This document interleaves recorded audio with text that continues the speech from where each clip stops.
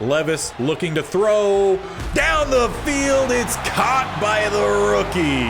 Now that is a big divisional win to get us started here today. Says we would only score 17 combined in the next 2 games. Goal as it's quick rush Diaby, but he might cut in front of the safety, or the safety will bait me into the throw. Ritter rolling, throwing, and he throws the pick. The kick is up, and Aubrey missed it. A very winnable game that just came down to 1 or 2 plays. And once again, it would not be a win to follow. Looking to throw once again, pass rush, it's not Diaby, opposite side in Allen.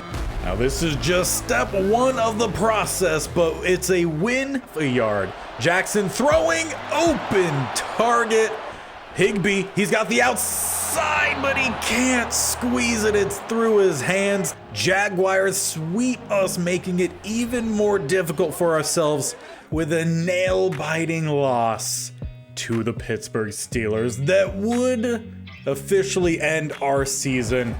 And coming off of a season that was extremely close to finally getting over that hump and having a really good season, pushing for playoff contention, inevitably, we just did not quite do enough. We had so many, I want to say it was 8 single score games that kept us with a low record rather than a really good record. But season 4 officially ends with a 38-14 dominant Super Bowl win for the Kansas City Chiefs. It is their 5th Super Bowl championship. Trevor Lawrence, the MVP for him. Yearly awards over on the right-hand side. Now, we did not win any of these awards. However, we had some guys in the running, so at least a little bit of an upswing there. Our rookie receiver in Levi Brown, as I kept switching it, he was second in the running for Offensive Rookie of the Year. We also had Franklin, I want to say at 8 or 7 for the Offensive Rookie of the Year, which is one of the running backs. We did have 2 Pro Bowlers, Juwan Bentley and Zadarius Smith. Both of those guys were in the running for their categories, but no one won anything, but it's still better than what we've had prior to. But as we enter our last and final season, the first player we added to the Kentiana State Only Challenge, Tyler Higbee, retires. So we will be needing to bring in at least a new tight end. Whether it's going to be a starter or backup, we will see what our options are. But tight end is now a need for us. And as for other moves we might need to make, that will depend on how closed free agency or restricted free agency goes. And we start with a pretty important one, JOK, one of our highest rated players. Luckily, he has a lot of interest in coming back, which is great for us. We're going to try to make sure we lock him down here. We're going to raise up these numbers. That should make it an easy done deal here, as this is going to be a 4-year, $19.5 million per season offer. And it's exactly what he was looking for, exactly what we were looking for. Now, unfortunately, Carrington Valentine, one of our starting corners, not that interested in returning. And he's progressed to be a decent starter. And then honestly, probably just offer a little deal here, see if he ends up taking it just to make our life a little bit easier here. We'll bump up the years, bump up the salary, and actually, he likes it. But will we be able to do the same for Josh? I ended up looking it up, and I was definitely mispronouncing his name. So at least in the final season, I'll get it right. It is Josh Paschal. Yeah, definitely was never going to be one that I would have assumed, but you know what assuming does. Once again, we're going to raise up the years. We'll bump up the salary, bump up the bonus. He did pretty well as a DT for us. We're going to see if he will stick around here. However, he's thinking free agency. Now, the offer we just gave him was cheaper than the 1-year deal. So we'll see if we could get him back in open free agency. Now, as for Ronnie Stanley, the continuing offers that we have to keep giving here in the off season to see if he will finally sign a deal here. Once again, we'll raise up the numbers. And once again, he's looking to play for a new team next year. I want to say that was a 29.5 offer. It's going to be about 30 for the franchise tag, so still pretty similar in price. Now, Wan'Dale Robinson is another guy who does not have much interest. We'll give him the same treatment we've given others, raise the years, raise the numbers, and again, he's thinking free agency. It would be great to get one of these guys to sign. Mike McGlinchey, a guy we had traded for within this series, his overall has started to regress. He's 32, but he's still very much starting caliber. Once again, we're going to raise up some numbers here, try to lock him in, and he loves it. Finally, we get someone to sign. Now, Jawan Bentley is up for a new contract. He's still sitting at a decent overall 80 star dev. We'll see if he gets as much playing time this next year, also if he even signs. So we'll raise up the numbers just a little bit here, try to get Bentley back, and he will be. Now, surprisingly, Aaron Banks has been one of our best performing offensive linemen, though one of our lower overall offensive linemen. Would love to keep him around for one last season, offer him a 1-year deal, and he can't wait for next year. Now, coming off of a Pro Bowl season and in the running for best defensive line, Zadarius Smith has seen some regression. He lost 22 points overall, so this is going to be interesting here. And he's looking for about $5.5 million per season. I think we can make that work. Again, we'll bump up the numbers as we do with most people, and he will stick around. So players, we are moving on from ourselves. Mike Edwards, Bailey Zappe will probably be coming back to in open free agency because he's one of the better backup quarterbacks.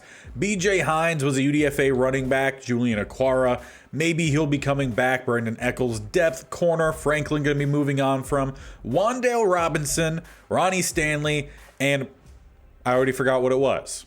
Pascal, that's what it is. Pascal, I need to remember that.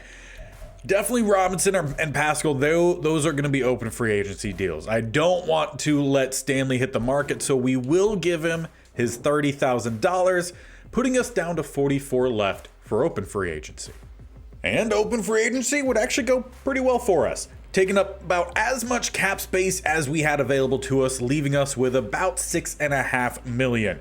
We have Josh Pascal returning, brought back Robinson. We brought in Isaiah Foskey. He's joining us in the final year, most likely to be the primary backup for edge rusher. We brought in Yasir Abdullah, and I believe he's an off-ball linebacker. Brandon Eccles returns as corner depth. We brought back D'Angelo Malone. It's been a couple years since he's been with the squad. Now back as just depth for edge rush. Brought back Franklin, and we brought back Bailey Zappe. But now needing to prepare for the draft, where we have the strangest slate of picks, and there's actually some very good talent, I feel like, in this class, though not sure if we're going to have the ability to use it. But as mentioned, there are some good guys here that might be worth making a move, and it starts at the receiving group yet again. Our top two receivers are guys we have drafted. We did just re-sign Robinson, but there's Jalen Williams here, standing 6'3", 230, 22 years old, out of Notre Dame. Physical archetype, though he runs a 4.4.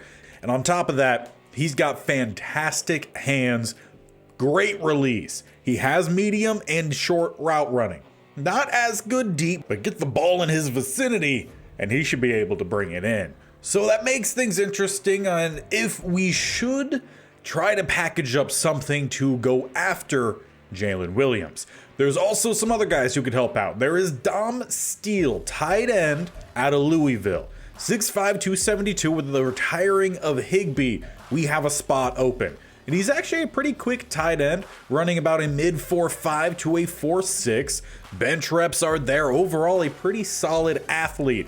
And he's going to come in with both run blocking and hands, which is great for a vertical power style offense like what we run. Getting past the skill side of the offense, you then get to the power of the offense with a power blocker here in Ryan Strickland. Round 2 to 3, true talent. Another round 3 to 4 projection.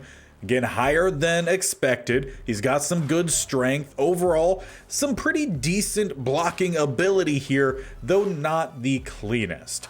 And that's going to be pretty synonymous with the defensive side as well. There is a later round linebacker, though, outside linebacker, so makes me wary. In Daryl Shirley. He's 6'1", 236 out of Louisville. He has a combine, a little bit of some speed to his game, a little bit of some strength, and he has B zone coverage with B block shedding, A tackling, but the cover ratings for outside linebackers are very bad. But really, the main two guys for this draft class, Jalen Williams and Dom Steele. And according to the mock draft, if we wanted to pick up Williams, we're looking at having to trade into the top 10. So that could make things very, very difficult for us. Though, with it being the last season, we're definitely going to take a look. So getting into our final draft, let's get to pick 8 and then see what it would take to possibly move up and pick up Williams. And actually, they are saying there is absolutely nothing we could offer them, which is not always the case. So let's just pop into our picks here. We'll put in the 2029 1 and the 2029 3 and 2028 3. Obviously, that's not going to get us close, but we're talking. But to get where we would need to get with the Patriots, it would require trading a player. They do not have any cap space, so I even tried bundling every pick we had available to us. We cannot move up with the Patriots. So instead, at spot 7, the Patriots will select wide receiver Torrey Cox. They went with a different receiver over the receiver we're going for, and I'm pretty sure our guy was way better than anyone else. Now, would the Texans be willing to talk a little bit more then? And I tried putting together about as much as we could possibly offer here, which was the 1, the 2, 3s, and 3 players, all of which were players at need for them. And they're not wanting to talk with us either. So we do not trade with a rival. Instead, at 8, they select DT Terrell Gilmore, leaving us here with the Titans, who we very much expect to take the receiver we are looking to draft. And once again, I've tried just about all the combinations we could given what we have and what their needs are, and they're just not wanting to talk. But what is crazy is they don't need receiver. They have Puka Nacua at 98, Gabe Davis at 88, and then David Thomas at 77. They seem pretty good, but if the mock draft is correct, which it typically is, they're going to be the ones drafting the receiver we were trying to move up to get. We still have a decent 1, 2, 3 ourselves. We're hoping to upgrade, but it looks like the Titans will be drafting them, and indeed they do. We'll check him at the end, but now it all comes down to where we expect to possibly be able to get our tight end. And if we look at just the big board of tight ends, there are still quite a lot of them that are up before Dom Steele. Now, do we think that Dom Steele could come in and immediately provide that big spark for our offense?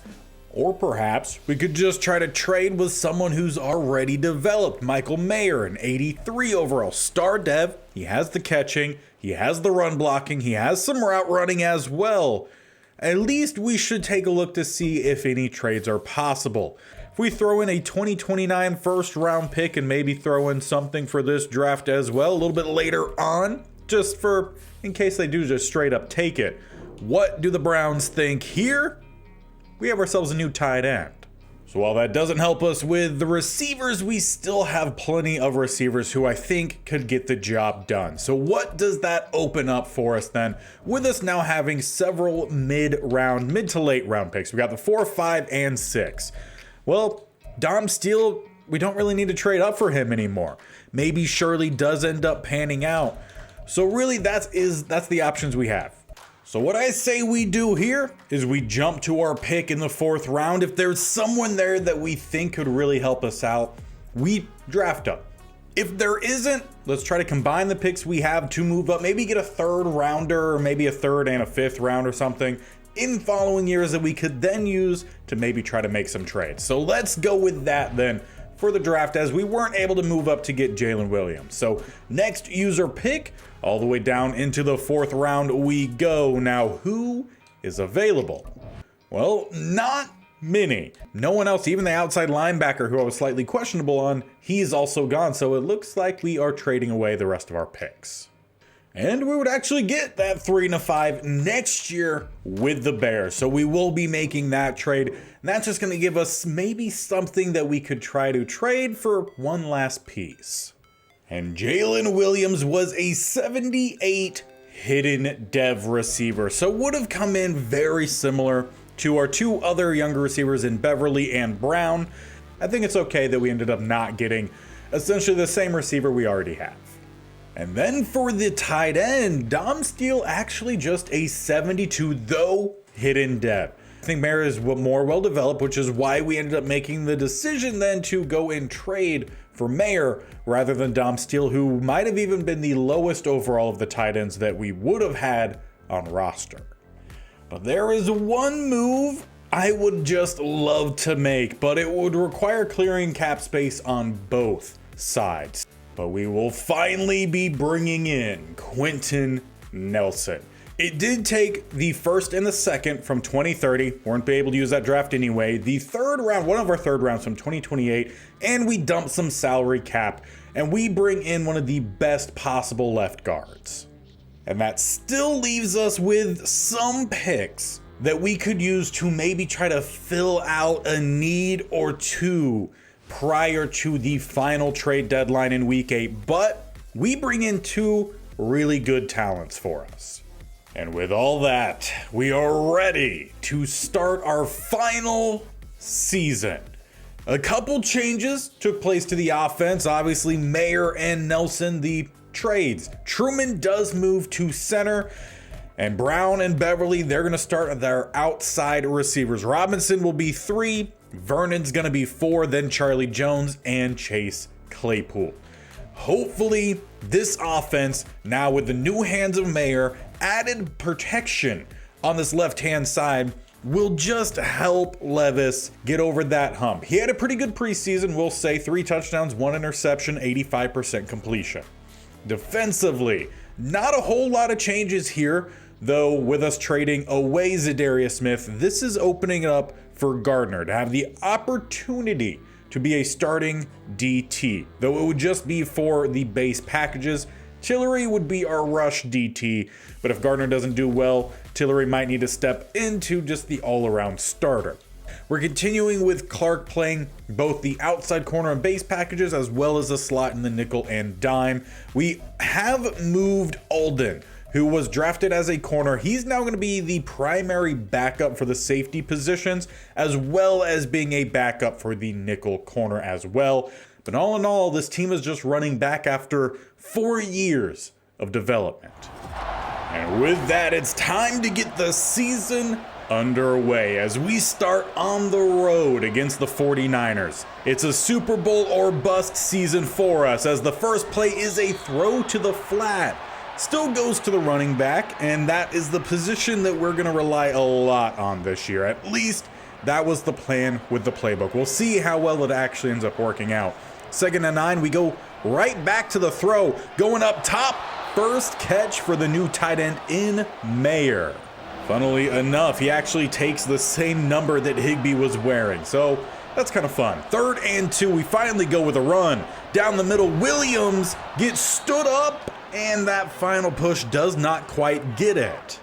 You could argue home field advantage for the 49ers on the spot, but the offense will stay out. Need to pick up the first down here. Williams, he breaks to the outside. A little bit of speed for the power back, getting us up to midfield. And this year, I definitely plan on being a lot more aggressive, even in territories like that, where we were still backed up in our own territory. We're going for it on 4th and short. Wide open receiver up top is Robinson, picking up a gain of 8. Now, oddly, a lot of the play calling has been passing from the CPU, despite me favoring a whole lot of runs. Hopefully, we'll see that course correct, though the blitz destroyed that run. And on 3rd and 4, would end up being 3rd and medium. It's kind of a split between run and pass, and it will be a pass. Levis checking it down, though, through the hands of Mayer. But as mentioned, this offense not leaving the field unless it is absolutely necessary. 4th and 4, we've got options in the playbook. As we will get it out in the flat, it is just knocked away by Vander Esch. turnover on downs. Those are just situations we've got to go for it, especially early on when we still have a full game ahead of us. First time with the defense out here as the safety comes down in Love, gets the stop after a gain of 3 to Bass Knight, or at least assuming that's the pronunciation. That's a name I've never heard of before. But 2nd and 7. As we bring the blitz, JOK picked up, still forces the rollout and throwaway eventually. So blitz still works out pretty well there for us. Would love a lot of turnovers this year as well. We actually did pretty well at forcing turnovers last year. 3rd and 7, an opportunity to get the ball back to our offense. Howell in the pocket, sitting, stepping up, and he will lower the shoulder through JOK. Maybe if he turned around slightly quicker, he would have made the stop, but it's a 1st and 10 for the 49ers to the 45. As it's a quick blitz, sack, fumble, diving on it. It looks like the O-lineman gets back on it. Jonathan Allen nearly forces a turnover a couple plays after we were talking about it. 2nd and 15 though, as it will be another throw from Howell, going up top, and it's nearly picked by Gilman. Honestly, it is hilarious how I tried to replace him about 3 or 4 times, and he actually is the highest dev player on our defense now. 3rd and long, as they set up the receiver screen, a little bit of some room to run to about the 41. That might be out of field goal range for him. So with it, they'll take a note out of our playbook and they keep the offense out there, looking for another throw. Quick across the middle, 1st down, inside the 25 as they find Phillips. Honestly, I appreciate it. Going for it on 4th down like that, early in a game, same reason we do it. Howell looking to throw yet again, down to the bottom and tipped away, Jair Alexander. Outside of the 4th down catch, there hasn't been a whole lot of just open receivers for him. That's at least a good thing. As it's across the middle, that apparently is where we are struggling. Calvin Ridley brings in the 17-yard grab, getting him down to the 6 for a tight single back set. They finally go with a run, stretching it down to the bottom and not quite winning the foot race, nor the strength competition at the end. However, it does make it goal to go at the 1. On 2nd and goal, Biggs versus Biggs, we send the blitz. It stood up again at the goal line as Zach Hall shaken up on the play. He had the wide receiver screen a few plays ago. Looks to be some form of ankle or knee injury. He heads to the trainer's table for now 3rd and goal. Are they going to get the win this time? Fullback dive is in. Johnny Mooney takes the lead for the 49ers. Well, offense, how do you respond? Well, we actually run on 1st down, then we go through the air to Brown. We get a 1st down, back to the ground with Kyron Williams. Then we throw away. 3rd and 6, we get 8 back to Brown, so he has a majority of the targets. Honestly, I don't quite remember who we threw to. 1 to Mayer, a sack, making it 3rd and very long here, and then knocked away by Vander Esch. So we've started our first 2 drives decently, but we haven't continued the drives. And that's been really the biggest problem for us this series, is a lack of continuation as Pascal gets the sack, though injured on the play. A little bit of sweet and sour there for us, as we're going to start with the ball at the 48. We have 6 minutes about left in this half. Need a touchdown in the first half. As we go with some play action, Levis throwing it to Beverly, getting us down inside the 25.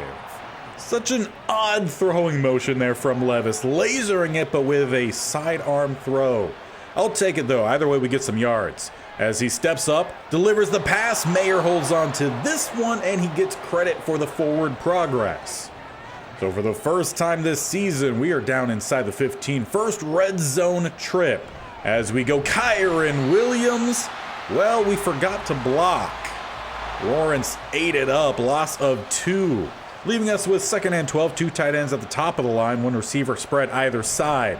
As we go back to the run, that time we get by Lawrence. Williams fighting gain of 4. But on 3rd and 8, we need more than that 4. Throwing to Mayer, the first touchdown of the season goes to the newly acquired tight end 1. And if the defense can get a quick stop, which we start with a TFL loss of 3, we have time to potentially take a lead here before halftime. Throw away, 3rd and 13, thrown away. Great job there from the defense as we start at midfield. Now with 3:31 left in this half, I'm actually going to come out here and run a drive with the offense to make sure we just run it well. As we start, Kyren Williams is going to be very well, powering through one, gets through the second, down to the 29. That is why I had us trying to at least run more often than we were throwing. Haven't done it quite yet, but while I'm calling the plays, that's exactly the plan. Kyren shucks off one, will be a gain of 1. But definitely trying to utilize that running game, bring down the defenses, then use the arm strength and speed at receiver to try to make some plays downfield. As we have Brown downfield, he goes up and brings it down. We do not take much time off the clock, but we do get that second score before halftime.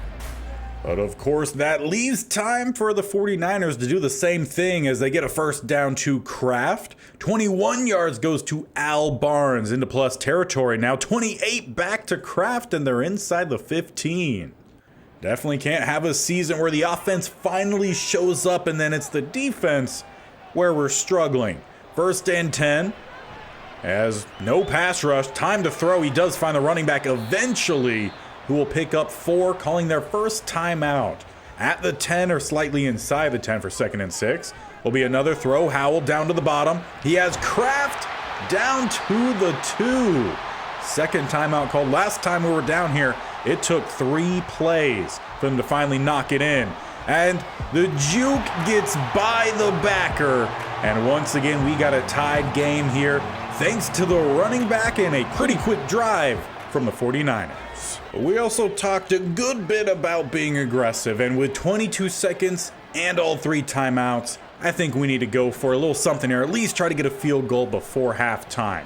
Let's see if we can find something downfield perhaps, maybe follow a block from Brown, scramble forward, get out of bounds, 15 seconds left at the 38. Definitely going to need a little bit more than Will Levis scrambling, but good start. Press coverage on both sides here. See if Beverly gets much of a step. It's pretty tight coverage thrown towards the outside, though flag comes in. They're going to call DPI on that. That's not exactly a call I agree with there. He essentially just boxed us out, but I guess he boxed us out a little too hard. Puts us in striking range for maybe 2 more plays. Well, that was going to be if we don't get sacked, which we do there.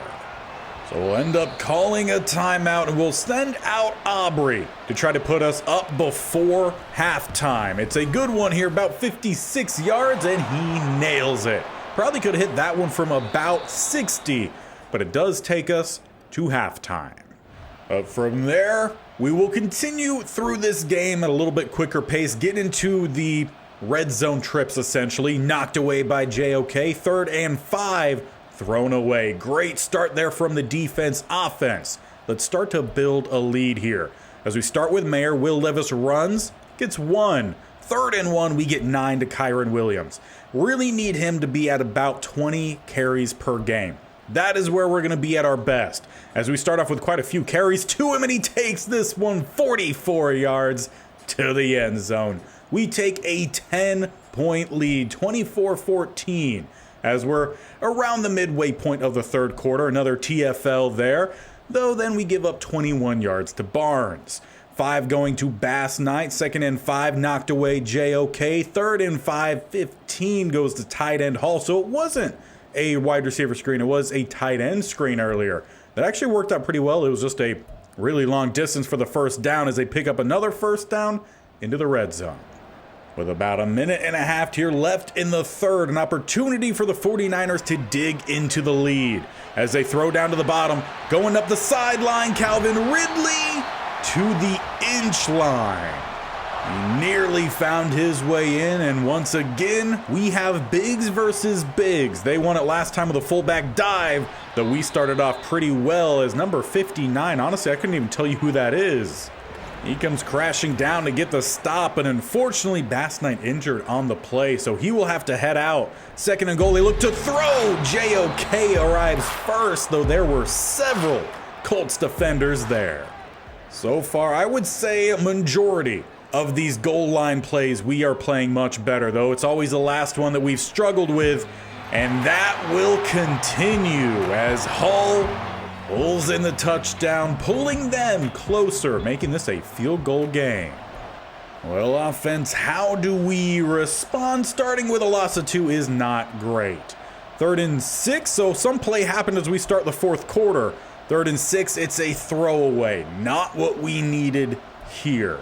As the 49ers take over, they're only down 3 with a 3rd and 1. Come on, defense. Penalty. We'll take it 3rd and 11 then. We give up 9 to Hull. That is a stop as they do not go for it. We're back at the 7. And with this being a key moment in this game, I'm jumping in to ensure we're calling plays correctly. And that means running some clock where we can. Looks like the 49ers trying to set up blitzes. Kyron Williams at 18 carries. So at least it would appear like the changes we made to the playbook are actually helping. We're getting more rushing attempts, though trying to beat the blitz here. Going with a halfback screen, we get it out to one of the backups in Franklin, and he just gets back to the line. Vander Esch has made some plays today, but can we make the big play as well? 3rd and 8. We got 2 receivers to the right, got 2 tight ends, got a little bit of some play action, sucking them down.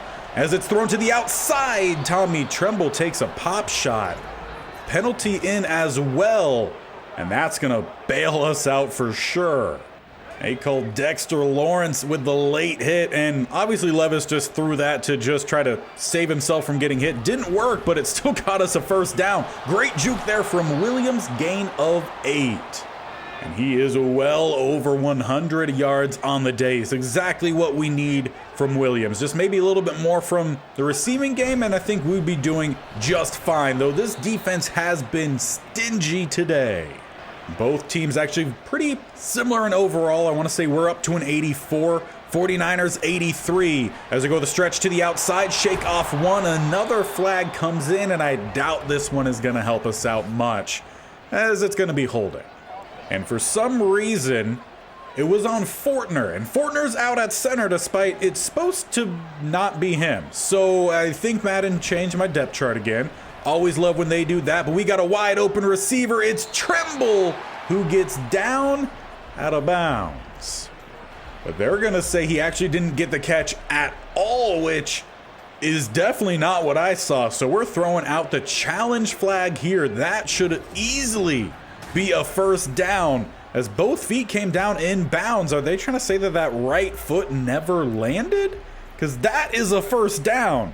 I don't know what they were looking at. We have 2 feet and an elbow. And after showing it blatantly, they will be forced to agree. First down for us just by midfield. And we do have an update. Truman, who's supposed to be starting at center, he's out with a broken hand. So that might put Fortner in the starting lineup for the next couple games.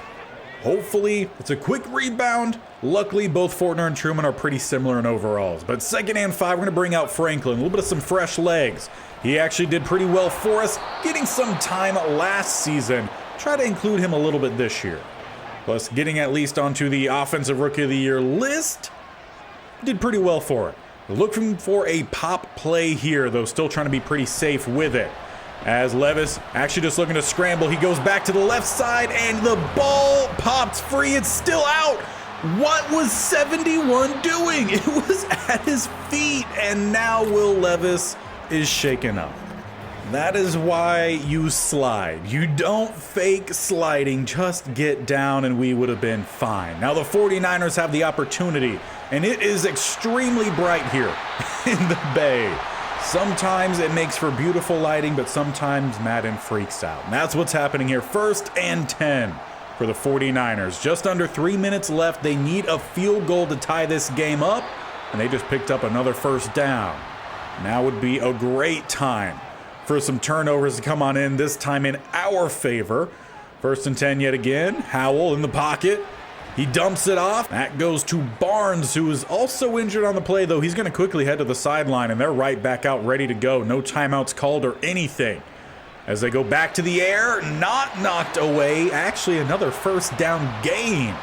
Alberry, their backup running back, has had to come in with the earlier injury as they're making a check here. 1st and 10 at the 33. It's field goal range for him.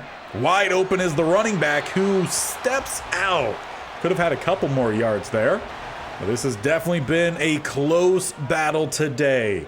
We have the advantage 24-21, though they are closing in on retaking a lead here as they're just continually dumping off to the running back. We are not changing our play call whatsoever.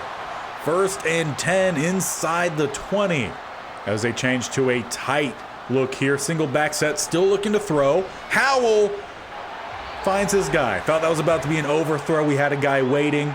Receiver saved his quarterback there. 1st and goal at the 3. Handoff spinning and into the end zone. 49ers retake the lead.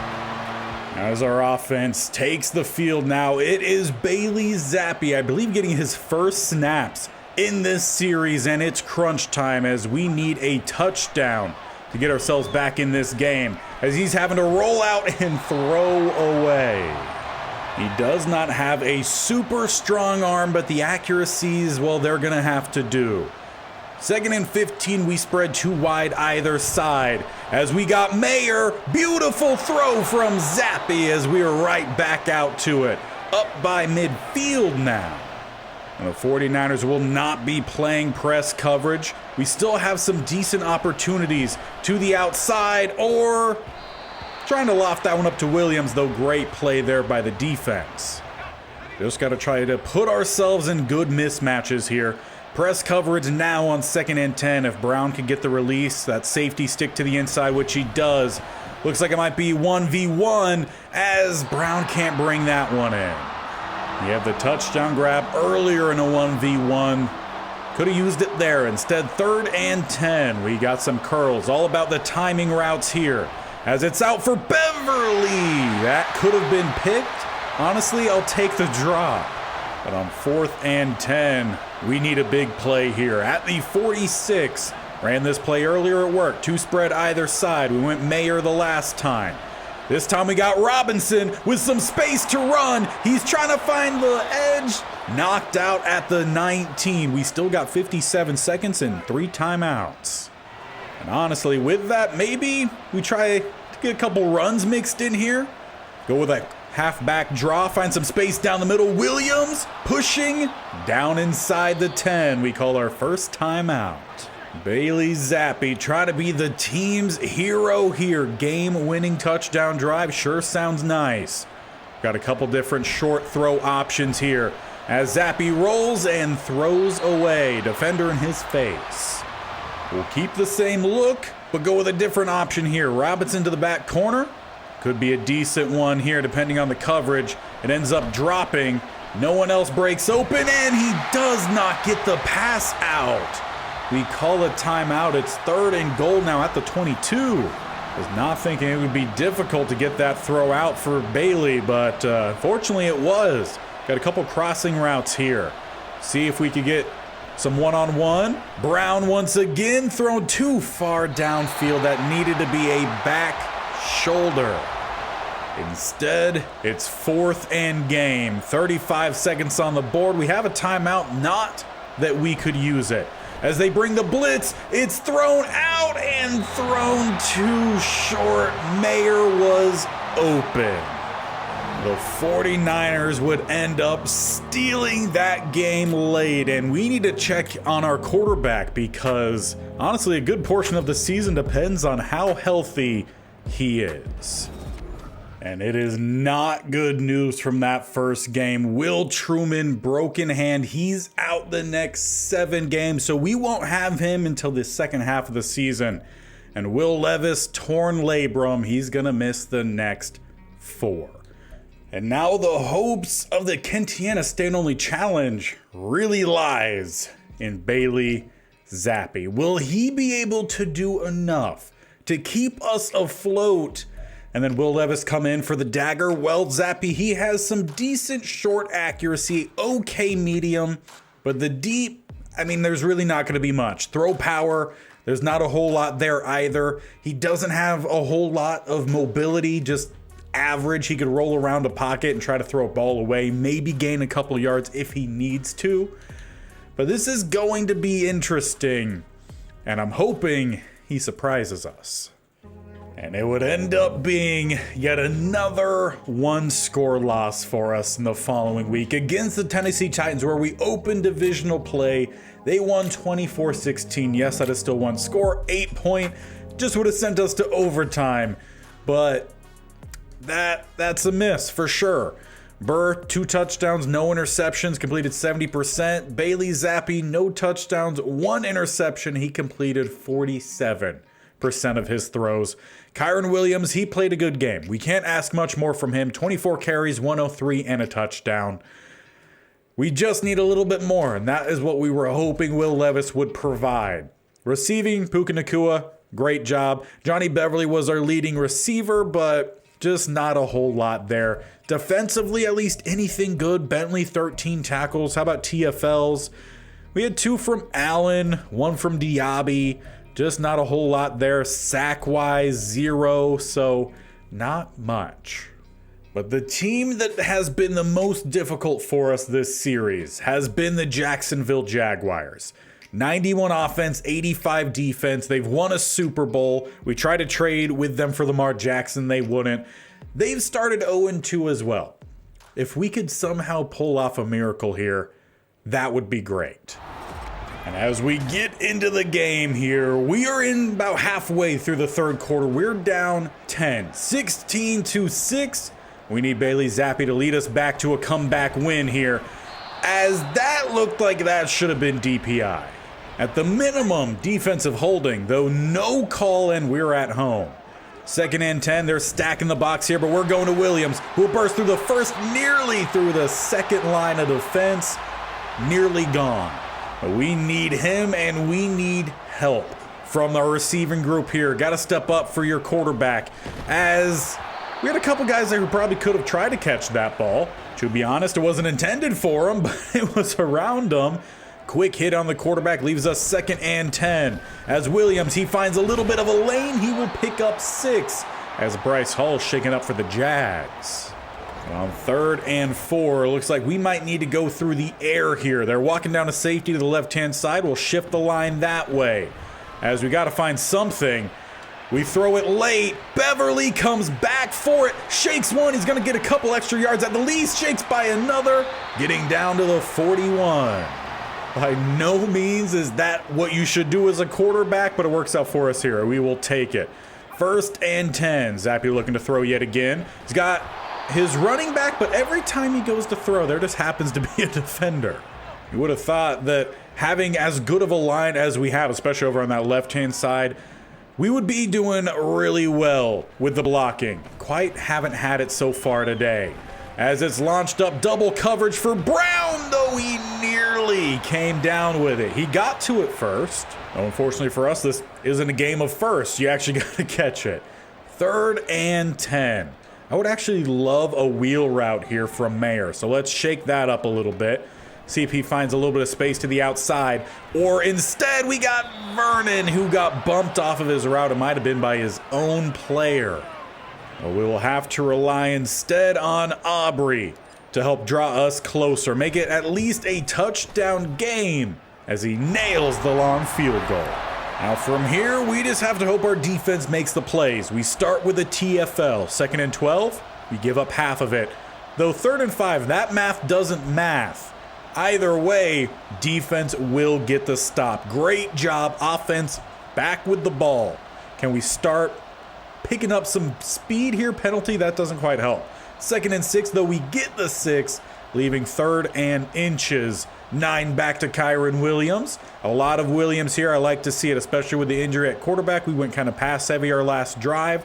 3rd and 3, Mayer gets the catch. 1st down as we're into the 4th quarter. Zappe scrambles a little bit, make it twice. 3rd and 3, we lose 2. Travis Jones injured as well. I mentioned earlier about being aggressive. This is a spot you can take the field goal, look for a stop, and then the touchdown puts you in front. I would rather find a tie game here. As Zappe, he's rolling, he's got a receiver. If you're calling for the ball, look out for it. That should have been a first down to Brown. And really unfortunate given their defense picking up that big stop. Could have taken the field goal there, just being aggressive. And now the Jaguars driving as they're already close to the 30, knocked away by Julian Love, leaves 3rd and 3, though they get the first down. And 22 yards, they extend their lead, though they miss the extra point. Well, offense, it's time to step up. We've got a throw here. We need the receivers to catch the ball when they call for it. And on top of that, we need them to just get open. As Brown has the step, Bailey overthrew it.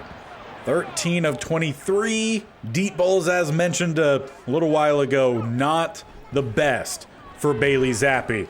Though he delivers a good medium pass there, Robinson. That's a nice chunk gain, and he will finish the tackle out of bounds. That's probably about the extent of the deep passes are as far downfield as we should be looking. Making a couple check routes here, a couple hot routes, extending the route of Robinson. Though once again, we've got a guy down the sideline. Brown makes the adjustment that time. And with us needing to run fast pace here, drive moving pretty well. We just need to finish it. Brown going towards that back right pylon. He's by 2 defenders. Ball too far to the sideline, though you've got to help your quarterback a little bit. That's unfortunately been the issue with our receivers. They'll do the bare minimum. They'll get themselves open, but sometimes quarterback has to place it where they have to place it. We just need you to make some plays, as we'll take the penalty there. That should stop the clock for at least a little bit.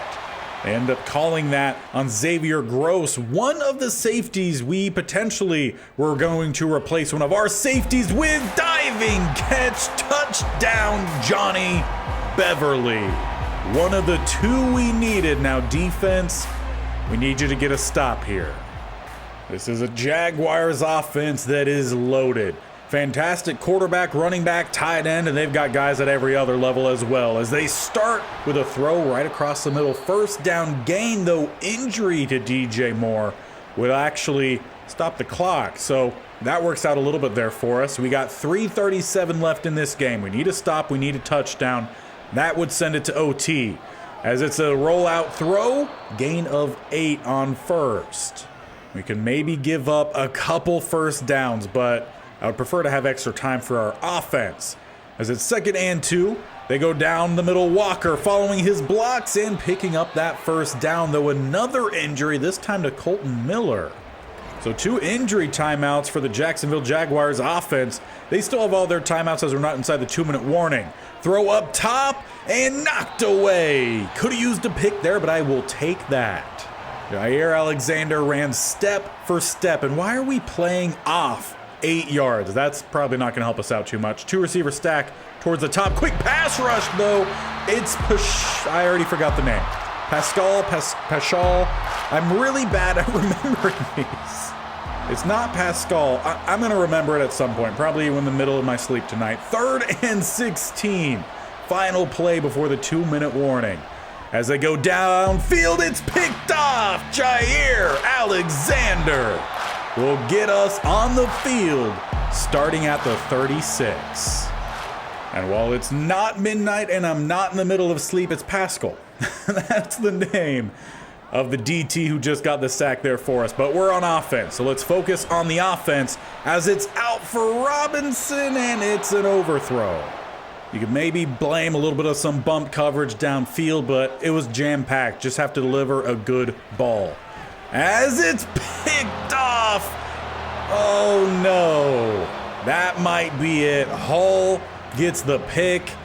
Timing route, he sat under it. That ball needed to be a little bit taller. It's 3 losses to start season 5. Not what we were hoping for. But that is where we're going to end it today. We are only getting through the first 3 games, leaving a long stretch of games for what hopefully is not the series finale, but we're going to need this team to step up if we're to make that the case. We had 8 games last year that were a 1-score loss. We've started this season with 3 games that are 1-score losses. So we're going to need guys to step up. We're still going to be missing our quarterback probably through the bye week and Will Levis. So we need Zappe to step up a little bit, deliver some cleaner passes, and we need Kyron Williams to carry the offense. And the receivers also have not started very good either, but we're rocking with what we have, the best of what we have. They just need to get the job done. So to make sure you don't miss out on what, again, could potentially be the series finale, make sure you hit that bell icon down on the bottom right or scroll down and hit the sub button. You can also make sure you tap the bell icon so you're notified of when these videos go live. This series every single Tuesday and Thursday. We also had the Carolina Panthers franchise just won, well, spoiler alert, just won the Super Bowl on Friday. Last Friday. Yesterday was the off-season video. If you didn't see that, check that one out. Season 5 begins for that series tomorrow.